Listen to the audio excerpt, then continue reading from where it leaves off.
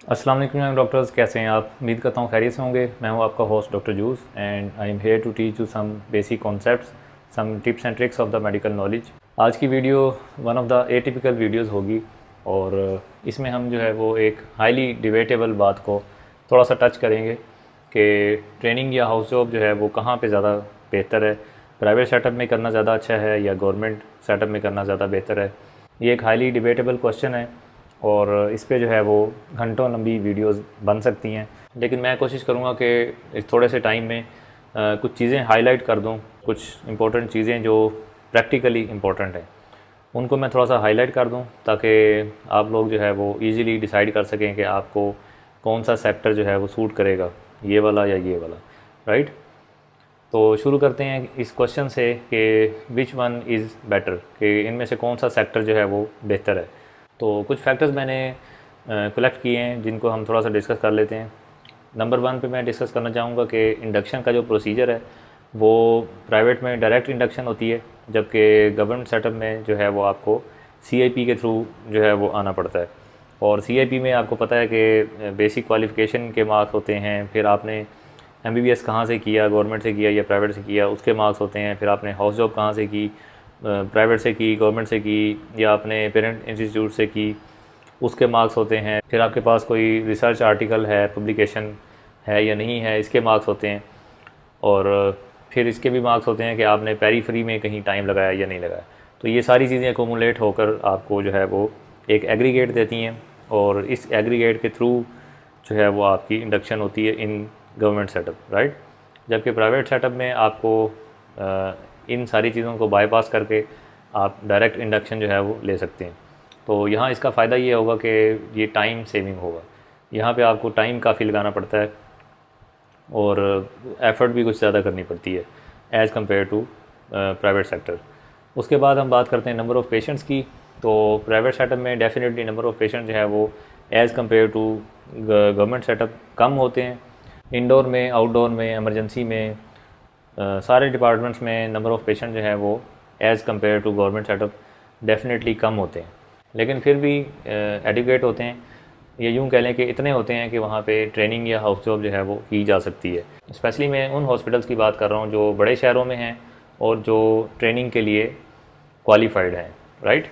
और private sector में number of doctors भी जो है वो as compare to government setup कम होते हैं और उसका नतीजा ये होगा कि patient doctor relation and doctor doctor relation, ये वाले रिलेशनशिप जो हैं ये स्ट्रॉन्ग होंगे क्योंकि नंबर ऑफ़ डॉक्टर्स कम है और नंबर ऑफ़ पेशेंट्स भी कम है। तो ये जो बॉन्डिंग होती है ये प्राइवेट सेक्टर में स्ट्रॉन्ग होती है between patients and doctors and doctors, right. तो इसका फ़ायदा पेशेंट्स को ये होगा कि क्वालिटी ऑफ केयर जो है वो बेहतर हो जाती है और स्टूडेंट्स को या हाउस जॉबियंस को या ट्रेनिंग करने वाले जो डॉक्टर्स हैं उनको ये फ़ायदा होगा कि नंबर ऑफ़ डॉक्टर्स कम होने की वजह से वहाँ पे एक्टिव लर्निंग हो सकती है। आप direct face to face learning कर सकते हैं और वहाँ पे प्रेजेंटेशन और सीएमईज़ का जो ट्रेंड है वो थोड़ा ज़्यादा होता है एज़ कम्पेयर टू गवर्नमेंट। और जनरल क्लब्स जो हैं वो ज़्यादा मुनज़्ज़म तरीके के साथ जो है वो सेटअप चल रहा होता है। तो ऐसी बात नहीं है कि गवर्नमेंट सेटअप में ये सारी एक्टिविटीज़ नहीं होती। गवर्नमेंट सेटअप में भी प्रेजेंटेशंस, सीएमईज़ होती हैं और जनरल क्लब्स भी होते हैं। नंबर ऑफ़ डॉक्टर्स ज़्यादा होने की वजह से इतना ज़्यादा मुनज़्ज़म तरीके से नहीं चल रहा होता। ये मैं एक जनरल बात कर रहा हूँ, पांचों उंगलियां बराबर नहीं होती। डेफिनेटली कुछ सेटअप्स और कुछ वार्ड्स ऐसे हैं जहाँ पे ये सारी चीज़ें प्राइवेट सेक्टर से बेहतर हो रही हैं। तो लेकिन मैं एक जनरल बात कर रहा हूँ कि कंपैरेटिवली प्राइवेट सेटअप में ये सारी सेटिंग्स जो हैं वो कुछ ज़्यादा स्ट्रॉन्ग होती हैं, जबकि गवर्नमेंट सेटअप में पेशेंट का डॉक्टर के साथ और डॉक्टर का डॉक्टर के साथ रिलेशन जो है वो शायद इतना स्ट्रॉन्ग नहीं होता जितना प्राइवेट सेटअप में होता है।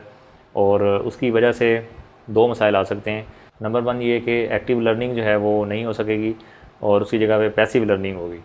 और दूसरा ये होगा कि कम्युनिकेशन में थोड़ा सा गैप आ जाता है between patient and doctor. Load ज़्यादा होने की वजह से जो है वो कम्युनिकेशन इतनी अच्छी नहीं हो पाती between patients and doctors. Quality of care definitely government setup में भी बहुत अच्छी है, लेकिन अपरेंटली क्वालिटी जो है वो इस वजह से फॉल कर जाती है कि वो कम्युनिकेशन जो है वो ठीक नहीं कर पाते। पेशेंट की जो सेटिस्फेक्शन रेशो है वो कम होती है। पेशेंट्स और अटेंडेंट्स जो हैं वो सेटिस्फाई नहीं हो पाते। इसलिए अपेरेंटली ये लगता है कि गवर्नमेंट सेटअप में जो क्वालिटी ऑफ केयर है वो शायद प्राइवेट सेक्टर की निस्बत कम है, लेकिन एक्चुअली ऐसा नहीं है। क्वालिटी यहाँ भी बहुत अच्छी है, लेकिन वो नंबर ऑफ़ पेशेंट्स ज़्यादा होने की वजह से जो इनकी रेशो है वो मिसमैच करने की वजह से कम्युनिकेशन में प्रॉब्लम होता है, और वहाँ से फिर सेटिस्फेक्शन का प्रॉब्लम होता है। और फिर आप मीडिया में सुनते हैं कि फ़लाँ हॉस्पिटल में ये हो गया और वो हो गया, तो उसकी रीज़न ये है कि वो एक्चुअली कम्युनिकेशन में गैप आ रहा होता है। Patient care definitely tertiary care hospital में बहुत अच्छी है और उससे अच्छी नहीं हो सकती, लेकिन वहाँ पे प्रॉब्लम इसलिए क्रिएट होते हैं कि वहाँ पे कम्युनिकेशन का प्रॉब्लम होता है। हाँ, ये बात ज़रूर है कि नंबर ऑफ़ पेशेंट्स ज़्यादा होने की वजह से कॉन्फिडेंस जो है वो ज़्यादा बिल्डअप हो जाता है इन हाउस जॉबियंस एंड इन ट्रेनीज़, राइट।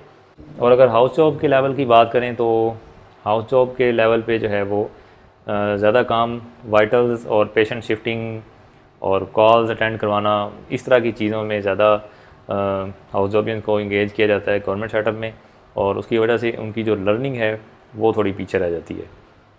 ये भी मैं एक जनरल बात कर रहा हूँ, कुछ जगह होंगी जहाँ पे ये सारी चीज़ें बेहतर होंगी, लेकिन मैं एज अ जनरल बात कर रहा हूँ। जबकि प्राइवेट सेटअप में ऐसा होता है कि हाउस ऑफिसर्स के ज़िम्मे ये चीज़ें भी होती हैं, लेकिन इससे ज़्यादा बाकी चीज़ों पे फोकस किया जाता है। उनको ओपीडी में एक्सपोजर दिया जाता है, उनको इमरजेंसी में एक्सपोजर दिया जाता है, उनको इंडोर में एक्सपोजर दिया जाता है, उनको पेशेंट प्रेजेंट करने को कहा जाता है, वो पेशेंट को प्रेजेंट करते हैं, पेशेंट की मैनेजमेंट जो है वो बनाते हैं और उसको फिर सीनियर्स के साथ डिस्कस करते हैं और उसको कंपेयर करते हैं।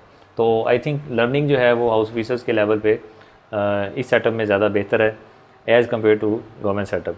उसके बाद अगर हम सैलरी या स्टाइपेंड को देखें तो प्राइवेट सेटअप में डेफिनेटली स्टाइपेंड या सैलरी जो है वो एज़ कम्पेयर टू गवर्नमेंट कम होती है, लेकिन ये है कि वो टाइम पे मिल जाती है।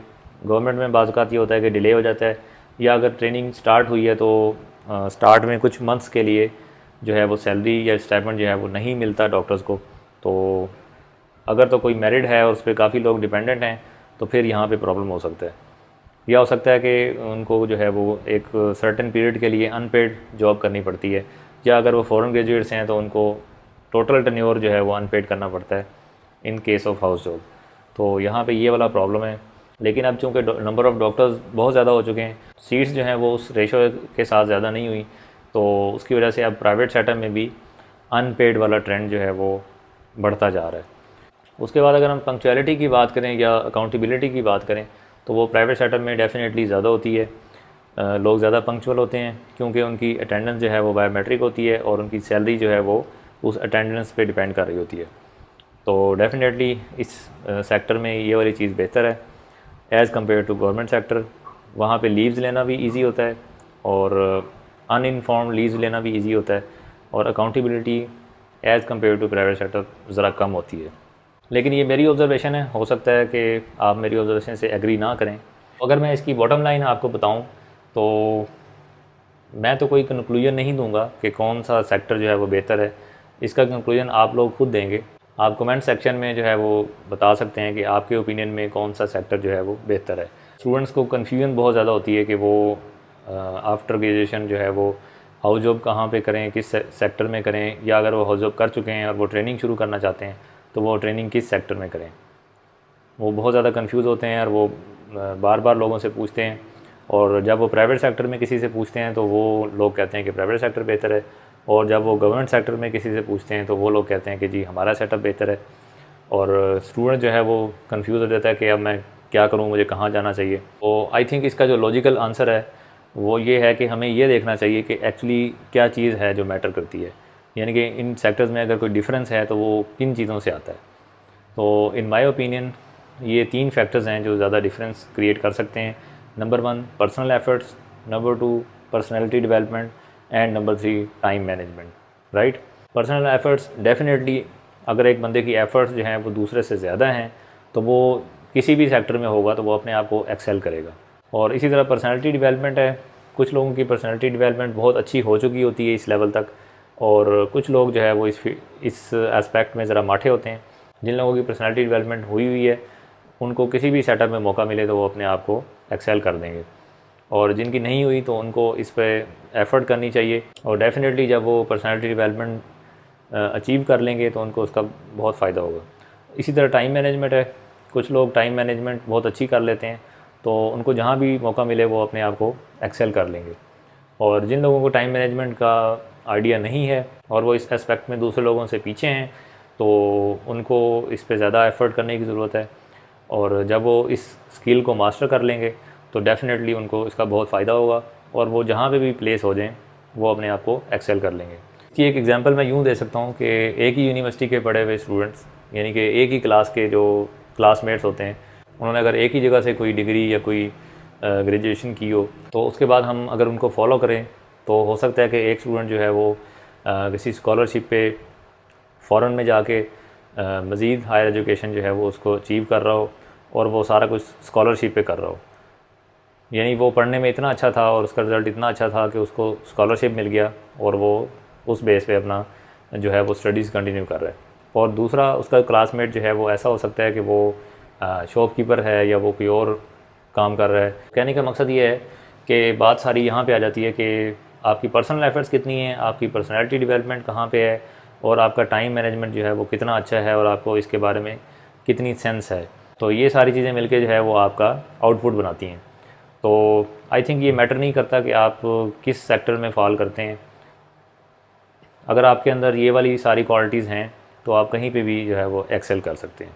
ये मेरा ओपिनियन था, हो सकता है कि आप इसे एग्री करें या हो सकता है कि आप इसे डिसएग्री करें। आप लोगों के जो भी ओपिनियंस हैं आप कमेंट सेक्शन में ज़रूर उसको लिखिएगा। हमारे लिए सबके ओपिनियन जो हैं वो रिस्पेक्टफुल हैं और हो सकता है कि किसी के ओपिनियन से जो है वो किसी दूसरे का फ़ायदा हो जाए। आई होप इस वीडियो से आपको कुछ ना कुछ सीखने को मिला होगा। इसको लाइक एंड शेयर कर दीजिएगा ताकि दूसरे लोगों तक पहुंच सके। चैनल को सब्सक्राइब कर लीजिएगा ताकि नई आने वाली वीडियोस आप तक पहुंच सकें। Till the next video, I am doctor जूस। अल्लाह हाफिज़।